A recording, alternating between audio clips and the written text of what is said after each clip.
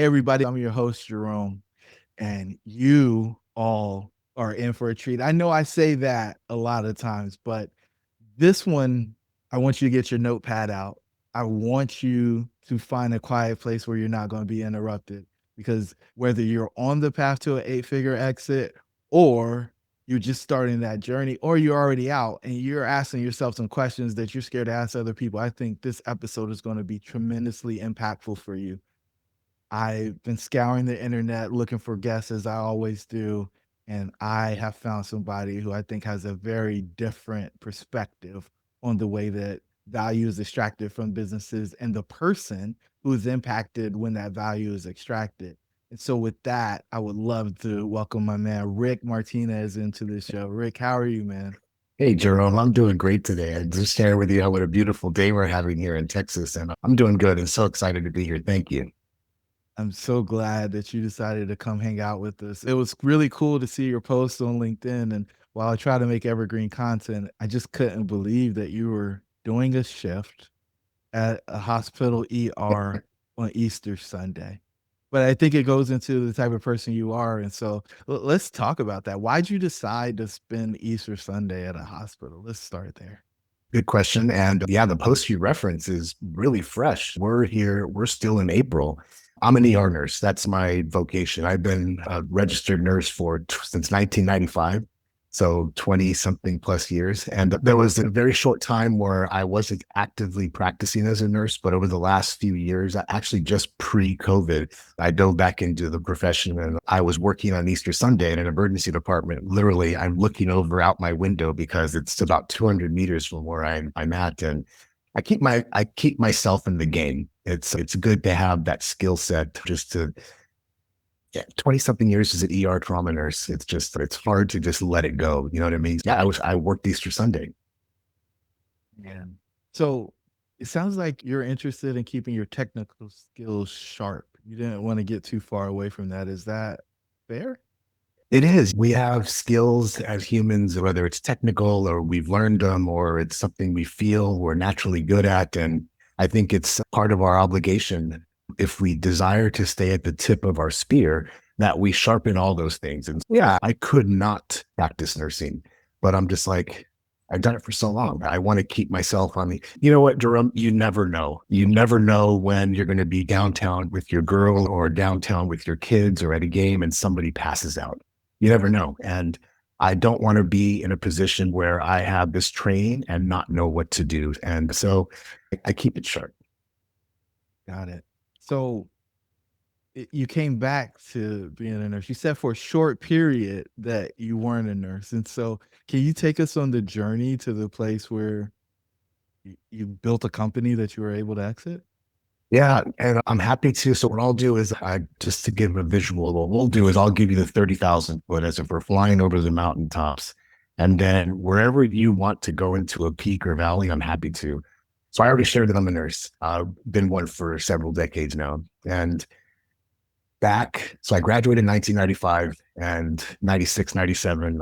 I worked my butt off. I was happy. I was glad I was a college grad, glad to be out of the food service industry. Nothing wrong with it, but I was glad to basically take the next step in evolution. A Hispanic kid gets a degree and I always wanted to be in healthcare. But a few years into it, I realized I was trapped. I was trapped by, I think your listeners, the folks here will understand this, the dollars for hours conundrum.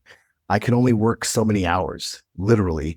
And I was only going to be paid what an employer, a hospital, a practice decided to pay me.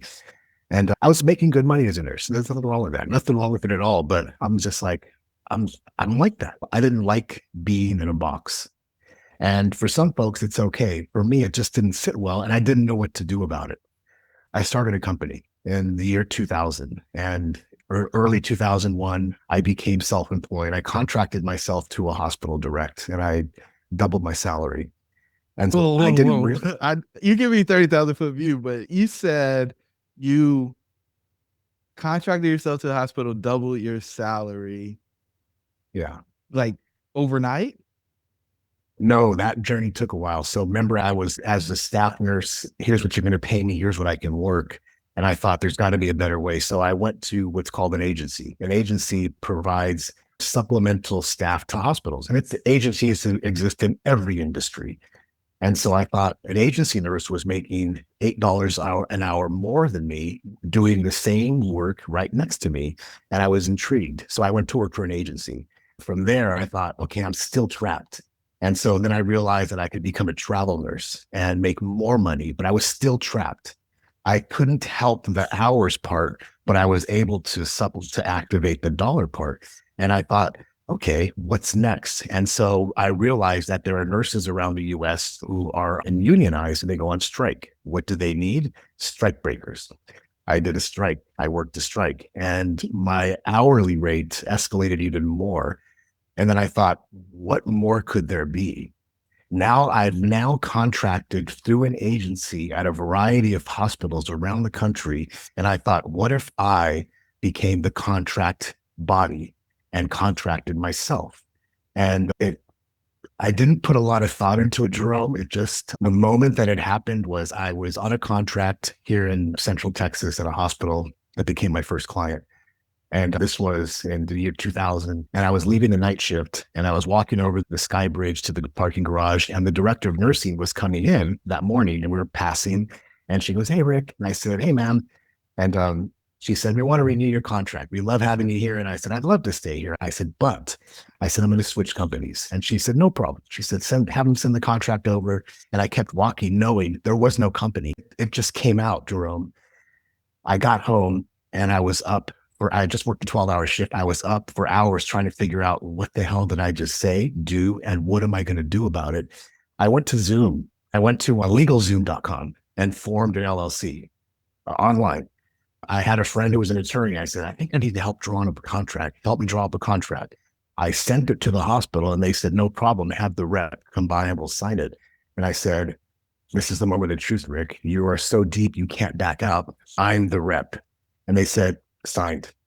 And my wage doubled. It doubled more than it had as a travel nurse, as a strike nurse. So remember, I had been escalated. I now made as much as a family practice physician. And I was like, what the heck did I just do? I became self-employed. So in a way, it happened overnight, but it was years in the making, if you will. Yeah, I appreciate you drawing that out because I think most people only see the end result, right? They see the exit, they see the trophies, whether it's the car or the watch or whatever. But you were building a skill. First, you got great at the craft. Right. And then you figured out how to use your skill set to get compensated as well as you could on that dollars per hour basis. And then you said, I got to break this. And so Yeah. you moved over and you created an entity that allowed you to get paid at an even higher wage, but there was the opportunity, there was a mechanism for you to not only be tied to your hours. And so you formed an entity, you're the first person on the contract, and I assume that it grows from there, but I don't want to steal this thunder. It did. And so I'll use words here on the show that I didn't know back then. How do I scale this? Now what? Now what? I was beginning to think, I think these are things that I read about people doing, but I didn't know what I was doing. I had no idea. I didn't know what I didn't know. So organically, it happened. And when I say it, here's what happened. The hospital said, "Do you have any more nurses? Do you know more nurses?" And I'm like, "That's all I know." They said, "Do you think somebody can come fill in with you? Because we need two nurses." I'm like, "Sure." My girlfriend, she's my wife now, 20 plus years. And she became my first employee. So I tell people we doubled in size overnight again and doubled our revenues, doubled in size. And then, of course, the next iteration was, "Do you guys know more nurses?" And between me and my girlfriend, of course, that's all we hung out with. And we became an agency of one, an agency of two, then four, then eight, then 16. And then it's like, if I can do this here, there's 16 hospitals in my region. What if we can go to this other hospital? What if we can go there? And now people knew who we were. It's a community where everybody talks and they're like, "Hey, there's a bunch of nurses who are contracting and going into hospitals like hit teams." And ended up contracting to I point out the window because literally one of our first big clients is the Christus Santa Rosa system. And they contracted us and we were able to place 4 nurses a day and then 8 nurses a week. And over the course of many years, Jerome, the business model shifted, but at the time of the acquisition, we were 600 employees strong in 29 states, home office with about 30 to 40 internal staff manning our office day to day. And it was a ride. It's a ride, to say the least. No question. And so I remember hearing you on another podcast, and you said that you got activated because I think you were in the reserves while you were going through this, and you got activated. And Yes. that was the point where you realized that you'd built something that wasn't solely reliant on you showing up every day. So, can we talk about that and how you got to Yeah. the place of building that? Because we talk about scaling all the time, but I think most people feel like the more valuable they are to the organization, the better they are. But I found in businesses that when you are valuable to the organization, the business isn't as valuable. And Yeah. The owner's the biggest choke point. The founder, the CEO is always the bottleneck. And it's a hard pill for CEOs and founders to swallow because they think they're the reason and they're not. They're the hurdle. And I never knew that until the day I had to know that. So nobody could have predicted 9/11. And I was a reserve Army nurse. Actually, I wasn't then. 9/11 happened, and being prior service, having served in the late 80s, early 90s, I thought I can give my skill back to our country. And so I went back in, I rose my hand and was sworn in as an officer and as an Army nurse. And knowing and hoping I was going to be deployed, I was going to go to the sandbox. And I was activated. Within a year of my swearing back in as an Army nurse, I got my orders and didn't go to Iraq. Afghanistan wasn't on the war radar then.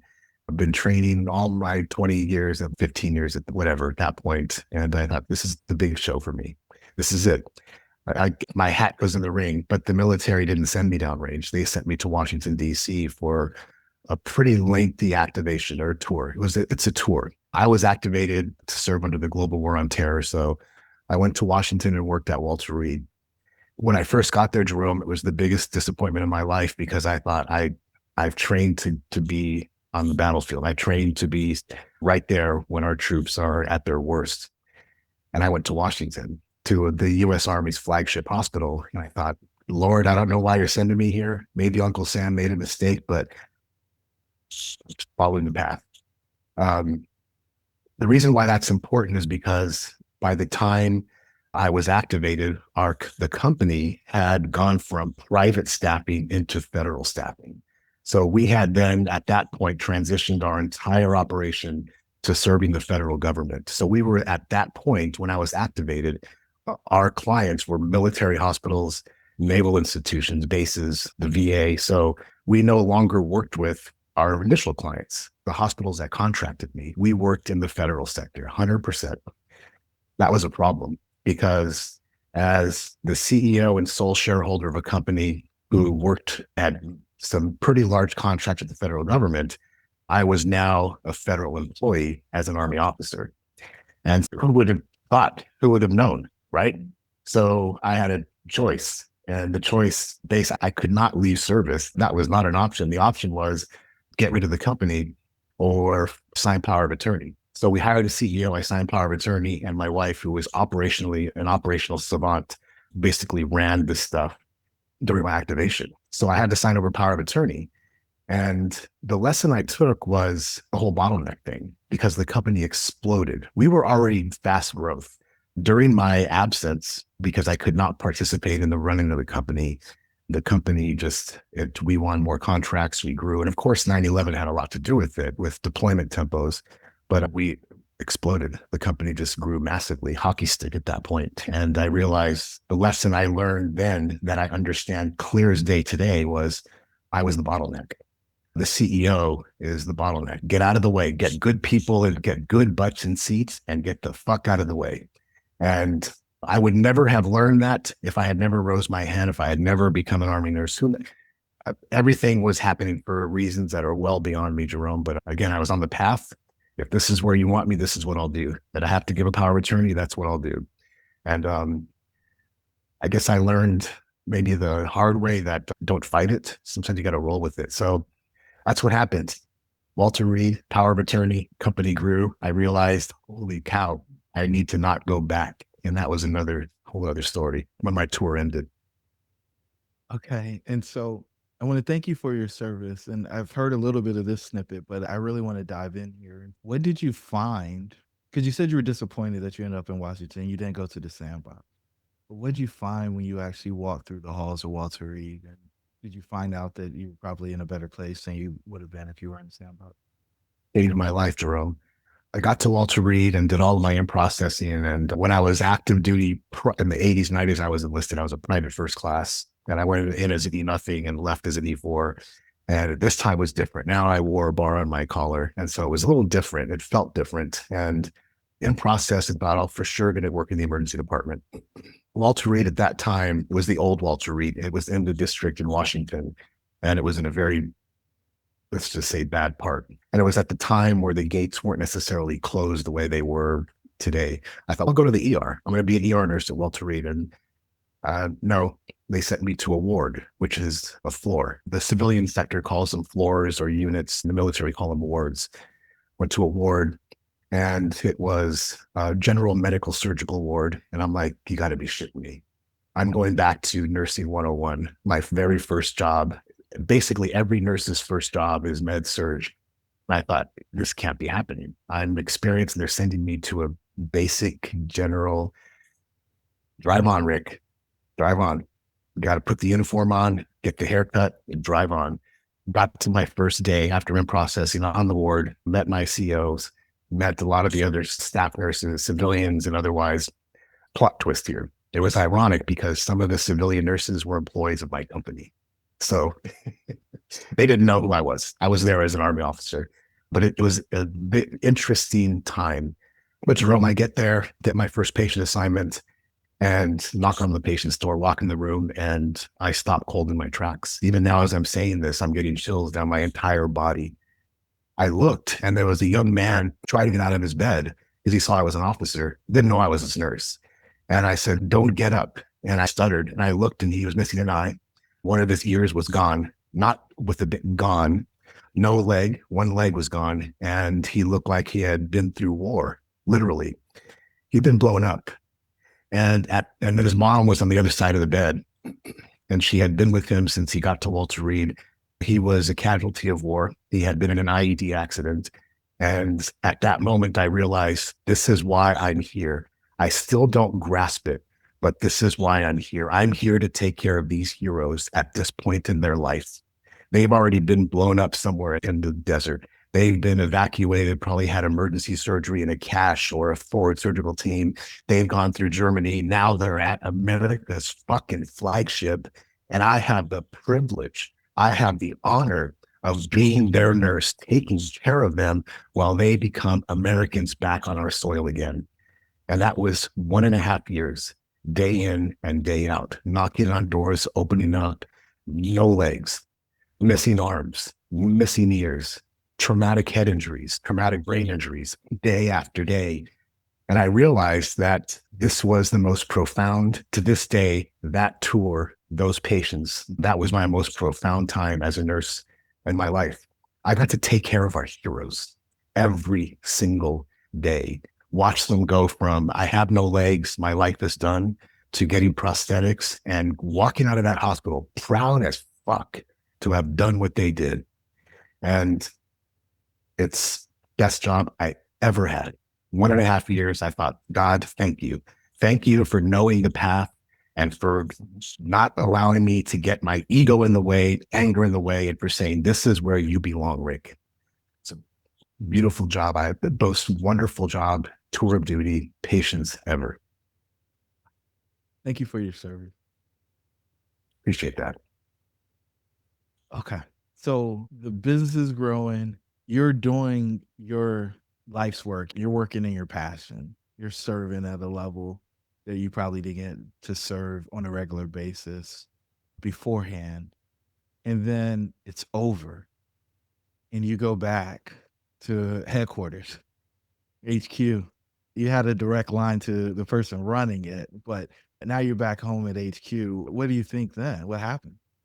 So at that time, I think I was fully understanding and grasping the fact that I was an entrepreneur, that we had started a company, that it was on a fast growth trajectory. The CEO we brought in was actually a prior from a publicly traded company. And so she helped me understand a lot of the things that I had no idea I was supposed to know. So my learning curve was pretty steep.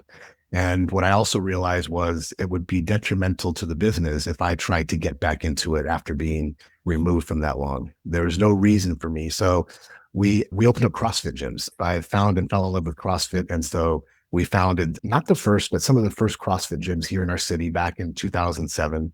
And I ran those. I became a trainer, a coach. I went to the company, our company once a week, and I had sit downs with our staff and with the CEO. And of course, my wife is really she was the glue that held it all together. And then I'd go run the gyms. And for several years, that's all we did. The beauty of our CrossFit gyms was we were also the first in probably the world, I'll just say that, to actually work with amputees. We put together the first programs for amputees. The reason is because a lot of people may have not remember, but at that time, Fort Sam Houston, which is the San Antonio Military Medical Center, built the first, it's called Center for the Intrepid.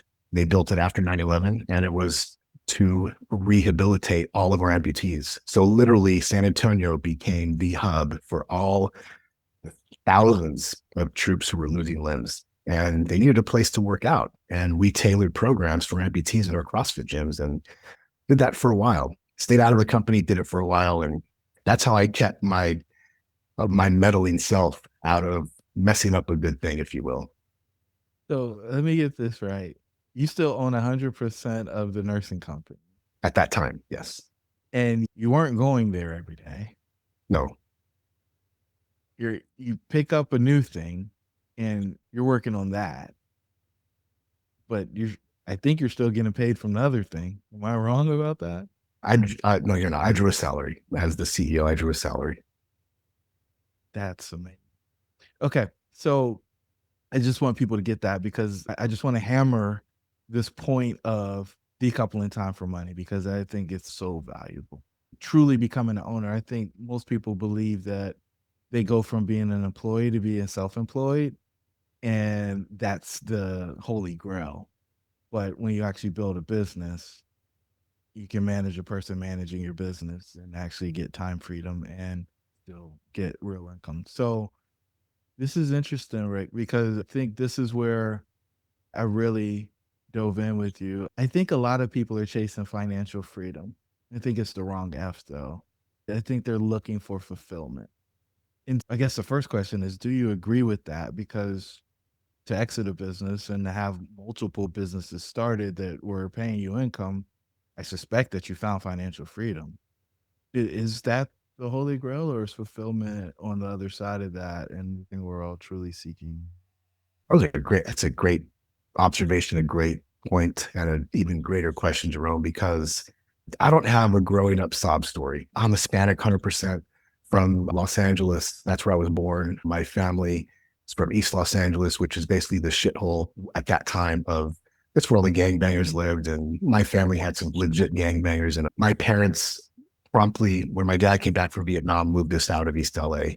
We lived in California. That's where I call today home. I've been a Texan for decades. But the reason why I shared that is because I saw my parents working, hustling, driving, and I had a pretty good life. I can't complain. People say you're a product of your environment. Oh, I grew up in a really shitty part of the US. And I don't believe that you're a product. I believe you're a product of your decisions. So I watched my parents hustle and drive, and they're successful. But where I'm going with that is I believed in the ethic of putting in the work, putting in the hours. But I also believed in what I began to learn of smarter, not harder.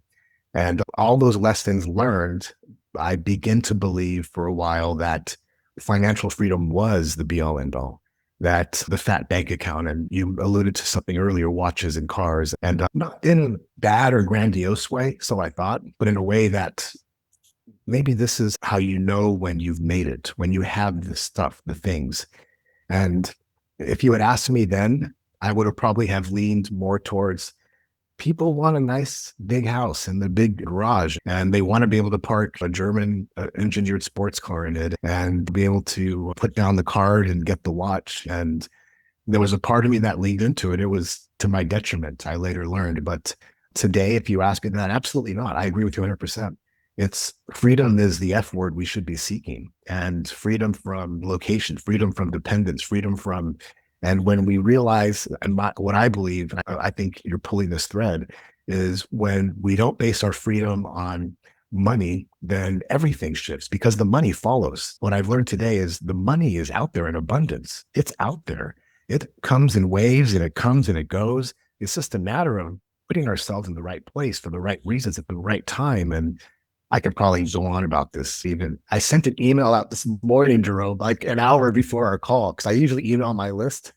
And it's crazy how we're talking about this because I write books for folks and I've been inundated with folks scheduling calls on successful entrepreneurs.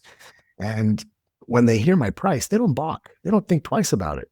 And I'm thinking there is an entire sect of humanity out there right now who is deathly afraid of what's going on in the country. And I'm like, there are so many people who are making money, creating wealth and happiness. And I'm just like, who are you going to listen to? CNN or the one or whatever, Fox, whatever. The news, the talking heads, or the people who are out there grinding. Long story short, I believe, and I would say if we chase money, we're chasing the wrong thing. It's the wrong thing. Yeah, and so my follow-up on that is the check doesn't scratch the itch. Like, once the check or the wire hits, does anything really change? Rome, yeah, oh my God. So I had a dream car when I was a kid. I didn't have pictures of girls on my walls. I had a 911 Turbo, old school. I loved them. I love Porsches. My first car, my dad gave me an old Porsche. It was beat up. It was old, but I'm just like, oh my God, this is what a German sports car looks like. And so one of my dreams was when I make it, quote unquote, for somebody who can't see the air quotes, I'm going to buy a convertible 911 Turbo Porsche. That will be my sign. And that day came. I happened to be driving home one day after the company was thriving and I was back from my tour and drove by I had to turn on the highway, always drove by where the Porsche dealer was. And there was a yellow 911 Turbo convertible on the lot. Where I'm going with it is that I ended up purchasing it. This was 12 years ago now, as of this recording. Congratulations. You should Thank have you. your car. It wasn't symbolic of look at me. It was a reward because this was a reward for me. And I remember after the acquisition of the company, and which was everything was signed, I had an earn out and I got my first check. And I sat there and it was a gloomy day. And I sat there, I was all excited, stoked. I had the check in my hand and I go, I can't believe this shit. I said, look at me, beat my chest. Look at this dude. You know what I mean? Who's a Mexican now? Yo, you know what I mean? Now, honestly, Jerome, I kid you not. Yeah, I'm on top of the world. Here's the thing about that. Nobody knew, nobody understood. Unless you're an entrepreneur, somebody who's been in the dirt, you don't get that. You can't share that with nothing against anybody out there. You can't share that with average folks. I pulled my car up and it was still in idle, waiting for the drizzle to die down to the bank. And the bank knew who we were. And I was like, they even know who I am. I'm sharing that with you, not just as a point of ego just got the better of me for a while. And I opened up that check to look at it, and it's a big check, the first of many. It was a $500,000 check, and the first of many to come.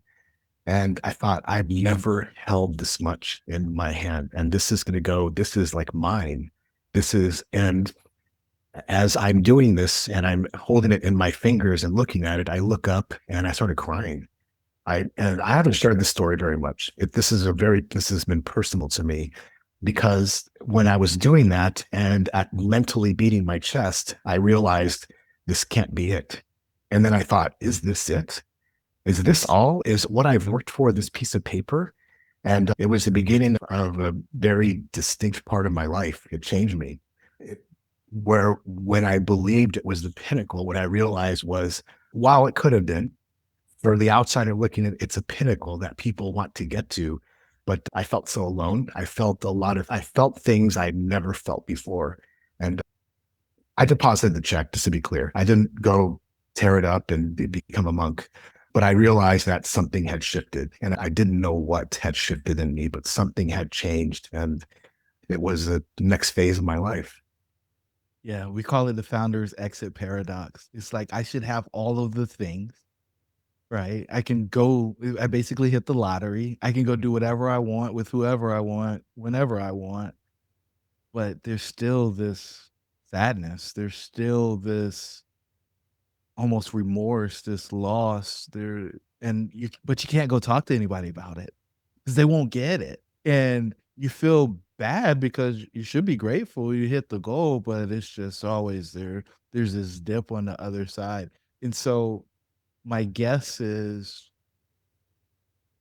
nobody was there telling you that was going to happen. No, no, nobody was. My family, I had family, and I think even to this day, they didn't grasp what had transpired and the transition. My family, my parents live here in San Antonio, and I see them all. My dad's out there golfing with my brother-in-law today, and so we're all close. But even them, I couldn't. You're right.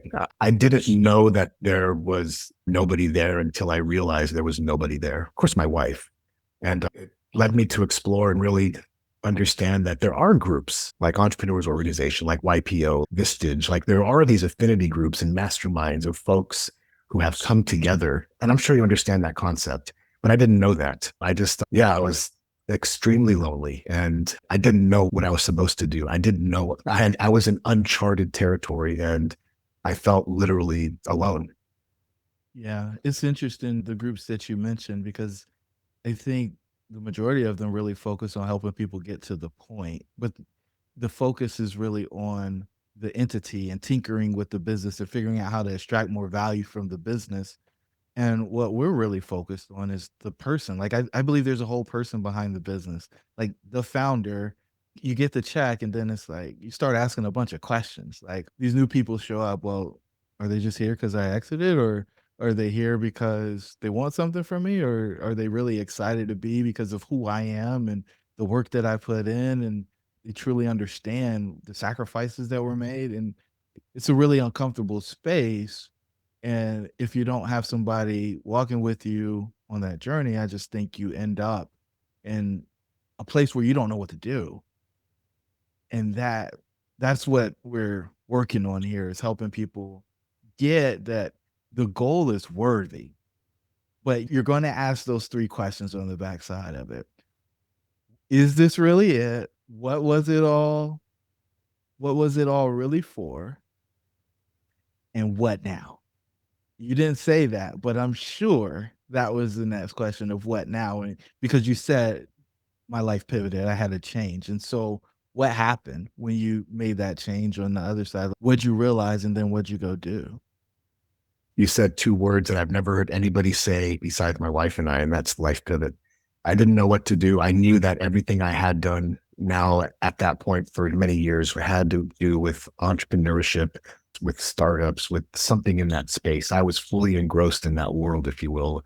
And I formed a corporate entity called Life Pivot LLC. And I said, I don't know what it's going to be or what it's going to do, but I know that I may be doing some freelance work, I'll maybe do some consulting, and I want to be paid through the corporation. I don't want to be paid. And my mantra then was from this point on, never a W-2. And whether it's good or bad. And I formed a corporation called Life Pivot LLC. Even to this day, I have clients I work with, and they get an invoice from Life Pivot because my life pivoted. And I didn't know what to do, where to go, bad decisions, good decisions, things that may sound fun. Like we angel invested in some startups and some were just god awful, just losers from the, didn't know that then, but still, um, life pivoted and trying to figure out what was next and asking those questions. And I just totally drew a blank on what you asked me, Jerome. Is so what happened? You made the pivot. What'd you pivot into? Because you got to answer the what now question. Everybody's Yeah. got to answer the what now question. I didn't know what my identity had been tied with the military and I was now out. I was done with my service. I was totally out. My identity I was now known as the guy who formed this company, the CEO. And no, I was no longer. We had closed our gyms at some point. They just small profit. For me, it wasn't worth the effort. Yeah, it's hard work. It wasn't worth that trade-off. And so I literally wasn't doing anything. And the what now was this is where I took time off. I didn't nurse for a long time, maybe a shift here and there just to keep my finger in the water. My wife and I traveled, went to Europe, did some things. I didn't do anything. I was really trying to figure it out and made some mistakes, nothing like marriage related, nothing like that, just to be clear. No, my wife has been my girl for over 20 years, but just things that I try not to reflect back on, but they were lessons learned. And I was still active in CrossFit and I was still active in competitions, and I was lost and floundering mentally and spiritually. I was lost and floundering and not knowing. And I had a nice vehicle. We had a nice house. Our kids are healthy. Life is good, but still not sure. And I was an active competitor, and I was at a competition and in Austin, Texas, and it was outside, and the sky was like it is today, blue and perfect. And I had an accident, and the accident crushed my leg. It was a freak accident with the barbell. And I'm glossing over it, but I was spiritually and emotionally at a place where I was just empty. And I didn't know that. I just knew something was missing.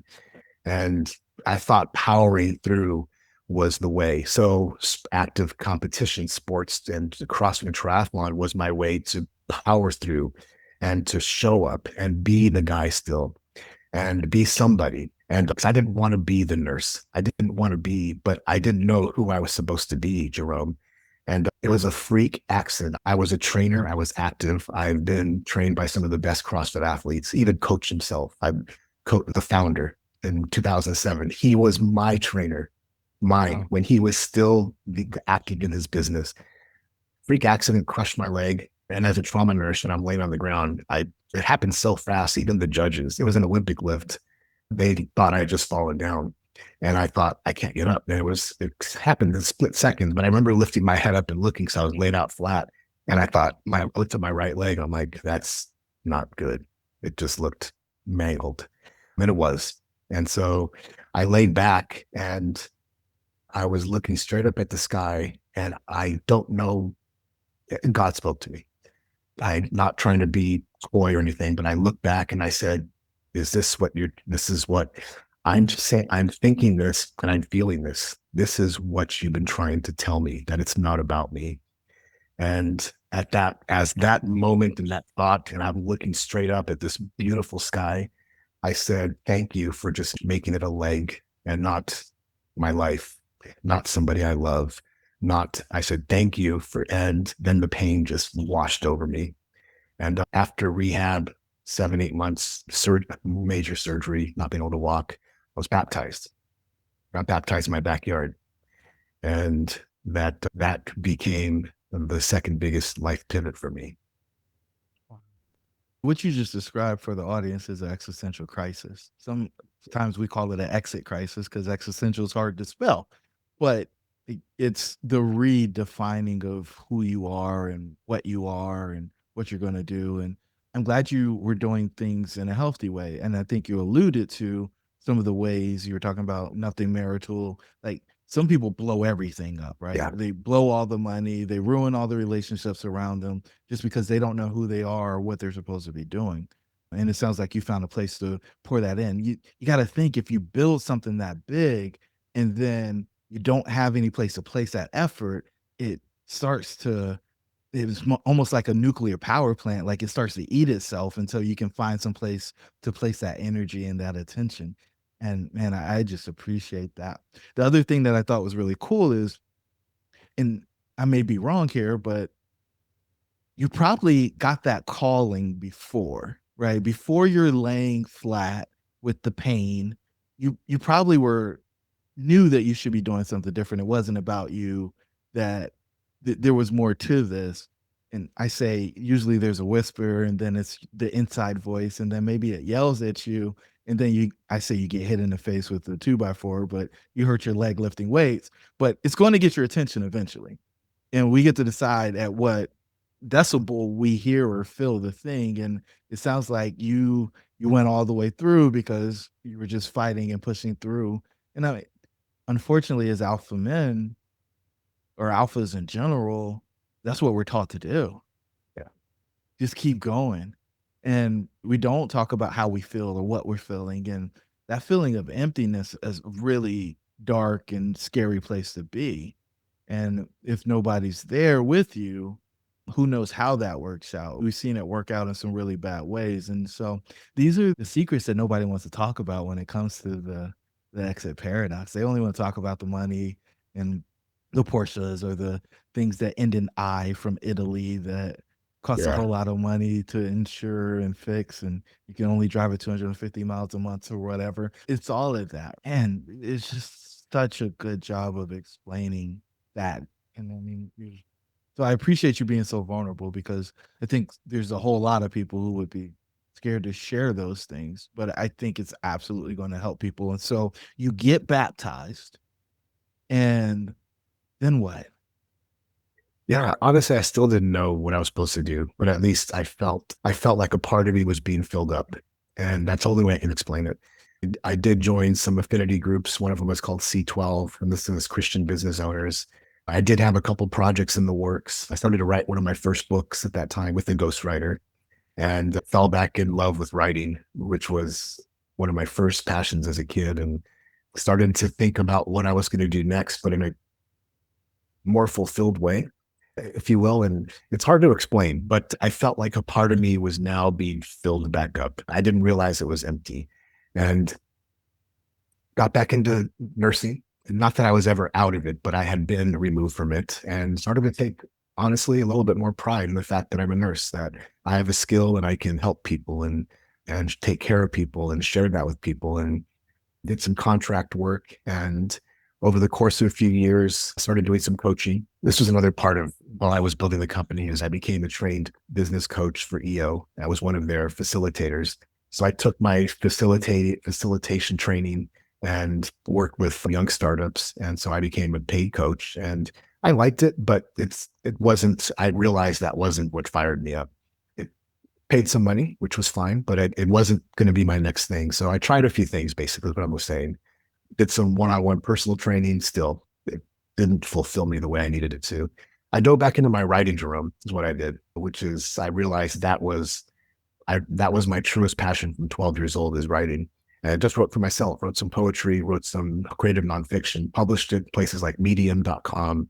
And then over the course of a few years is then COVID emerged and everything changed. Whole different story, but I still was affiliated with the government because of the company I had and the people we knew.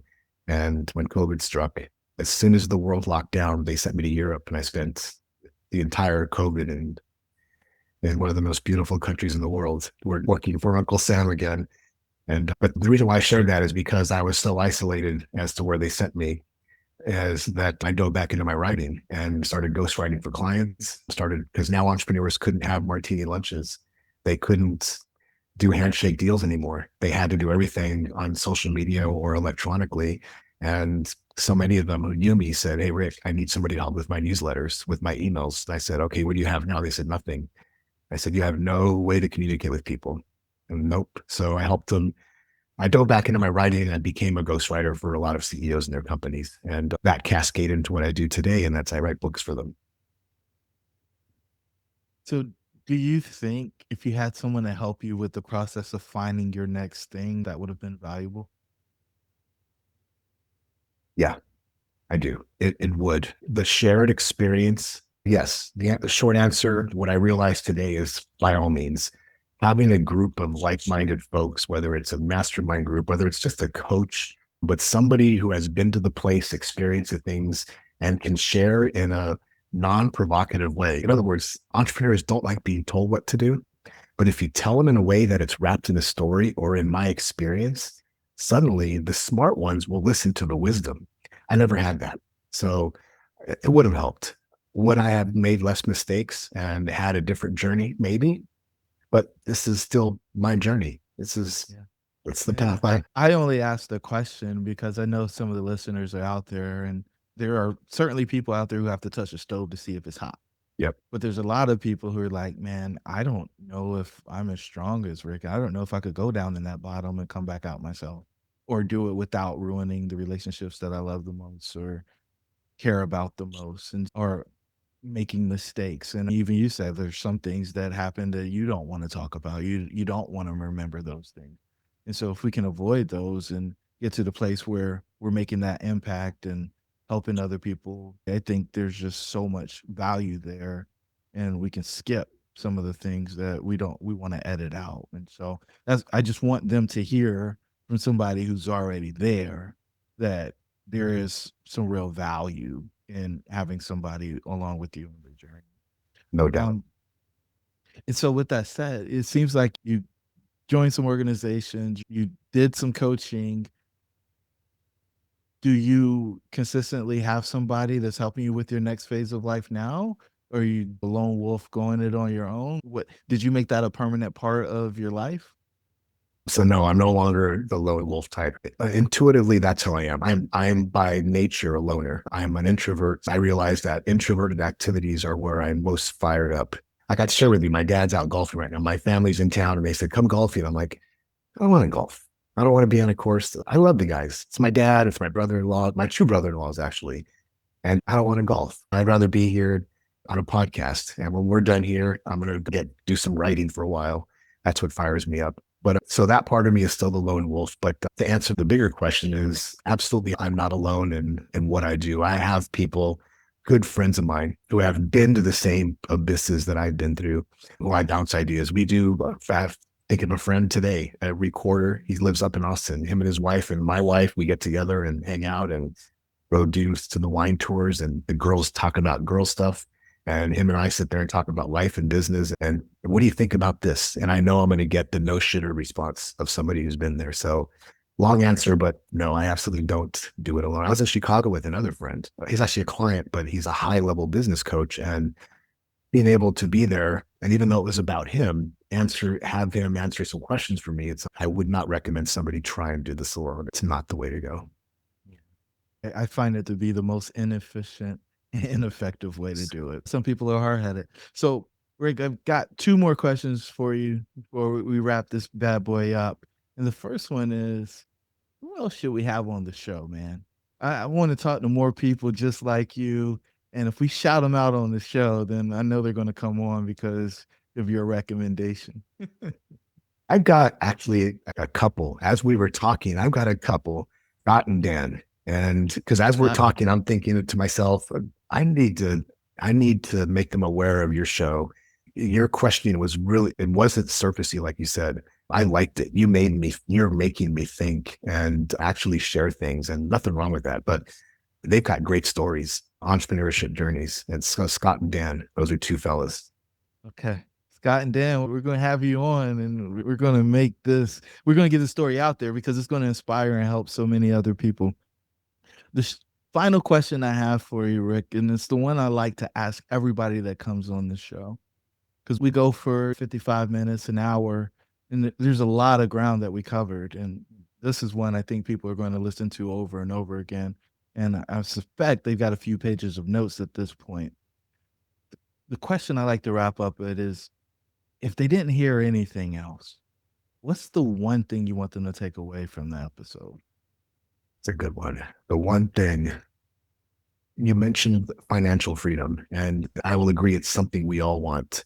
I would say take the first word out, find the freedoms that are going to fulfill your life, whether it's location freedom, whether it's the freedom, whatever that freedom is, and fulfill it with the thing that's going to provide you the biggest happiness, not just you, but also going to be able to someday provide for the greater good. In other words, find the freedom that's going to fulfill you, be relentless about it. And when you get there, share it with the world, whatever that means to you. Don't let it be just solely about you. Not about you, man. Rick, this is a phenomenal episode, my brother. Thank you so much for sharing with us in a vulnerable way and not holding back because I think there's so many folks who can benefit from the experience that you had. And it's so cool to see somebody do mission work. I don't think many people understand what mission work is, but you're certainly on purpose, in purpose, and you're 1000% a dream catcher. I'm so glad you got your 9/11 portrait. That just makes my heart do flips. So, to the listeners, if you want somebody to help guide you on the journey and get some of that help that Rick would have appreciated, then you should reach out and until the next episode. Your dreams should be real. We'll talk soon.